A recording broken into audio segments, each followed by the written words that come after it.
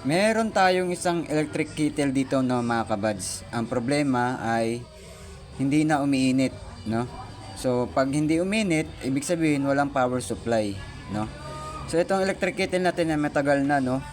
So ito ay medyo tinanggal ko na, no? Binaklas ko na kasi para mapabilis tayo. Hindi na humaba din yung ating video. Ngayon, dahil nga wala na siyang power supply at hindi na umiinit, kailangan natin siyang i-bypass, no? So papakita ko lang sa inyo, no. Ito yung kanyang control switch, no, magkasama yan. Yan. Yung ating control switch. So meron niyang copper wire dito, no. Yan, yun yung nagko-connect dito sa ating contact switch na isa, no. Ngayon kasi nabasag na siya at naputol na at ang kanyang connection ay wala na, no. So ngayon, pwede pa natin yan magawa ng paraan, no, na safe naman, no. So yan, binaklas mo na siya.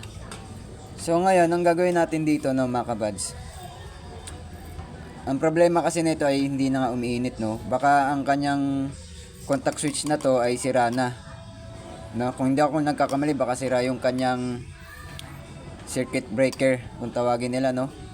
So ito yung ating heating element, no. Tawag nila dyan yung coil, no. Sana hindi pa sira, no. So hindi naman madalas itong masira, ang kadalasang talagang problema ng ating electric kettle ay itong mga to, no. Ayan, ito kasi ay nagiging marupok katagalan kasi nga mainit yung ating electric kettle, no, at nababasag yan. Tsaka to, no, baka sira na rin to. Ayan. So ngayon ibabypass natin siya, no. Ang gagawin lang natin dito ay tanggalin lang to, no. Ito. Ayan. Tsaka ito. Tanggalin nyo lang yan, no. Ayan.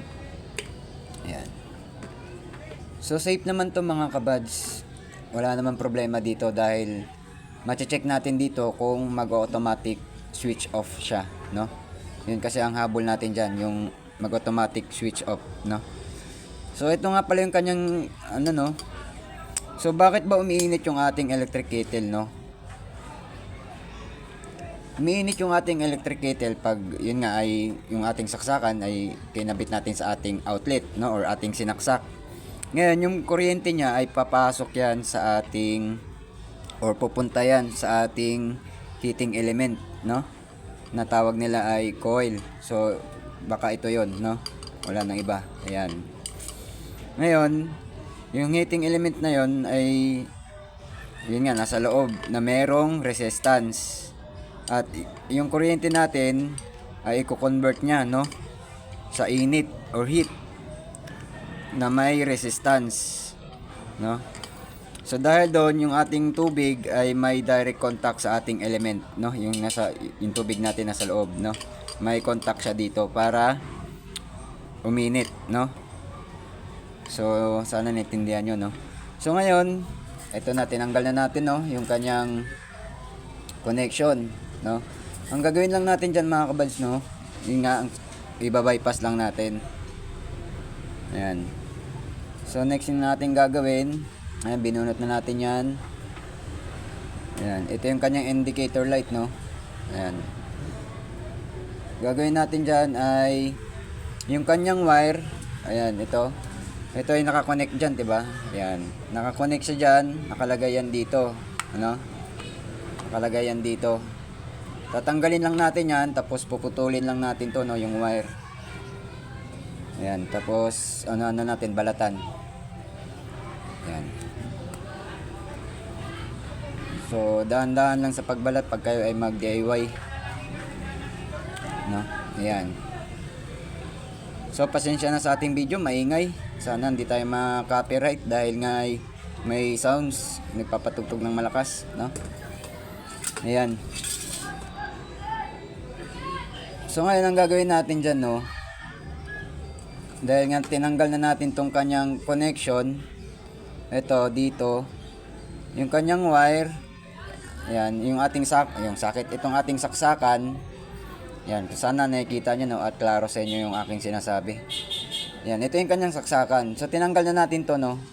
Itong nakalagay dyan, ikakabit lang natin dito, irerekta lang natin, no. So sana nakikita nyo. Irerekta lang natin siya dito. So bago natin gawin to, no, irekta, yung kanyang cover, no, yung ating cover dito, butasan natin dito, no. Ito ay binutasan ko na para mabilis, yan. Para makalusot yung ating wire, no. At tanggalin ko lang tong tape. Yan. So pag meron kayong electric kettle dyan na hindi na gumagana, walang power, huwag nyo itapon. Pwede pa yan. Sayang yan kung itatapon nyo, no? At safe naman tong ating gagawin dahil nga makikita natin dito na mag-automatic switch siya or automatic off, no? Ang hindi lang safe doon yung hindi siya mag-automatic off, no? Kasi yun ang mahirap, no? So ngayon, dugtong lang natin siya dyan, no? So nakaganyan yan. So ito may butas ng ano. So ito nakatapat to dapat dito sa ating hawakan, no? Nakaganyan. Yan, no. Dapat nakaganyan yan, no? So ngayon pasok na natin tong wire. So ito mga kabads ay okay lang kung magkapalit ng wire or magkapalit ng dugtong, no? Walang problema diyan. Okay lang yan. Yan. Yan, naipasok na natin yung kanyang wire. Maluwagan ko lang to or habaan ko pa ng konti, no?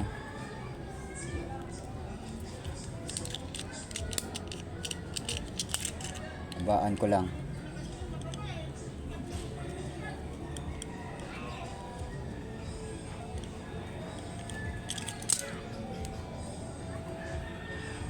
So yan. So pasok natin yan dyan, no? Yan. Okay lang yan kung magkabaliktad mga kabads, walang problema ang pagkabit ng wire. Ayan. Tapos ito ay dito sa blue. So yung kanyang ano, no, switch, itong kanyang dugtungan ay sayang naman kung itatapon natin, ibalik na lang din natin siya para maikabit natin to dito, no? Sana klaro nyo, no? Ayan. Hindi naman kayo malilito dyan, no? Ayan. So ganyan lang natin yan, no? Yan. Dugtong natin yung wire.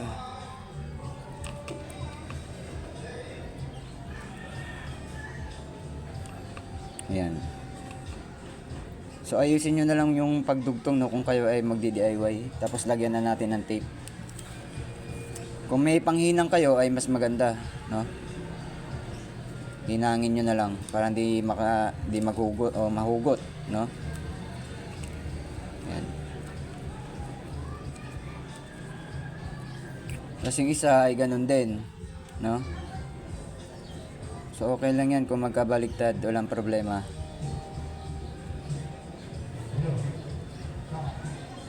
Ayan. So kung kayo ay magdi-DIY ay ingat-ingat lang, no? Dapat pag magaganito kayo, may kinalaman ng kuryente, ay konting research lang. Kasi mahirap no? Ayan. So ayan, nakabit na natin, no? Ngayon dugtong na natin siya. Ayan, dugtong natin. Dugtong natin yan dyan. So nakikita nyo sana, no? Dugtong natin yan. Ayan. So nagamit pa natin yung kanyang connection, no? Kasi sayang naman kung puputulin natin to. Sayang yung kanyang ano, no, cover. So ngayon lagyan din natin ng tape. Ayan. Huwag nyo kakalimutan maglagay ng mga tape pag ganito. Para hindi tayo magkaroon ng shortage or magkadikit ang nating wire, no? Okay lang naman yung ating electric tape. Hindi yan kagad nasusunog, no? Natutunaw lang yan. Yan. Yan. Para makakita nyo na kagad. Yan. Yan. Mas maganda kung buong wire na yung tipan nyo, no? So yan, no, nakabit na natin. So sana klaro nyo, no, yung ating ginawa. So yung kanyang ilaw, tapat nyo lang na maayos. Yan.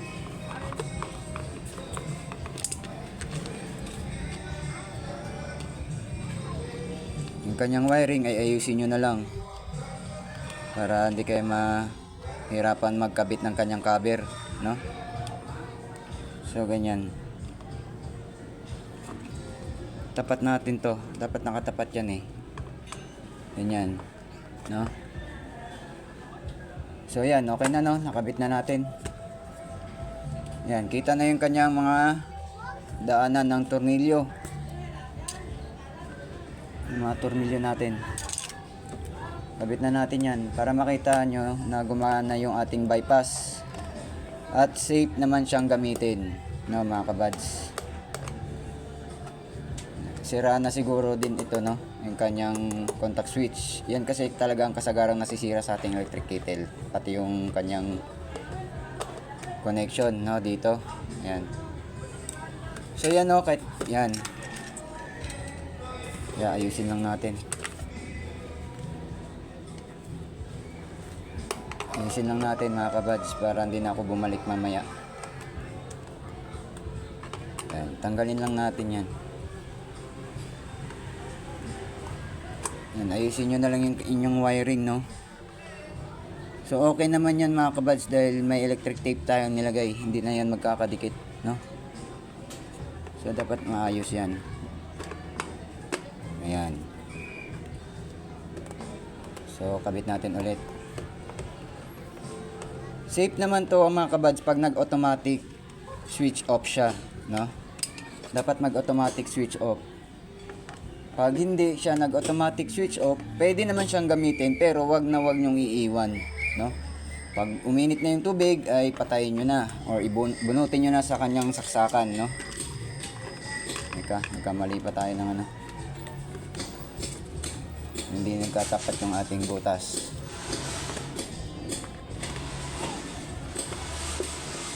Ayan. Dapat mag-automatic switch siya mga kabads. Safe naman yan. Pag nag-automatic switch siya, ibig sabihin, kinat niya na yung kuryente para hindi gumana yung ating electric kettle, no? Or in-off niya na, kumbaga, no? So yan, okay na, no? Lalagyan natin ng tubig. Papakita ko sa inyo na iilaw to. No, dapat umilaw yan. No? Kukuha tayong tubig.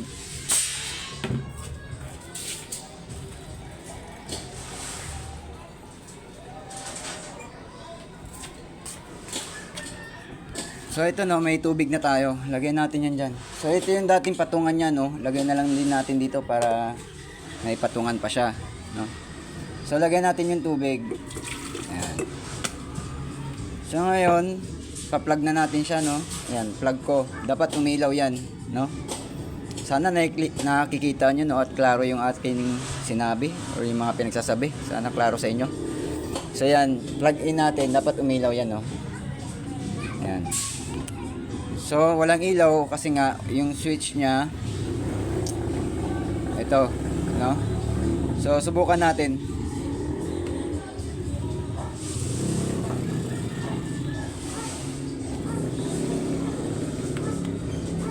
So, maliwanag no mga kabads. Ano kasi, papakita ko sa inyo, maliwanag din yung makita. Ayan, wait, baba natin yung ating camera. Ayan, nakikita nyo kulay pula oh. Maliwanag kasi hindi nyo maklaro, no? Ayan. So kung naririnig nyo no, parang may kumukulo. Ayan. Maliwanag kasi hindi nyo maklaro yung ilaw.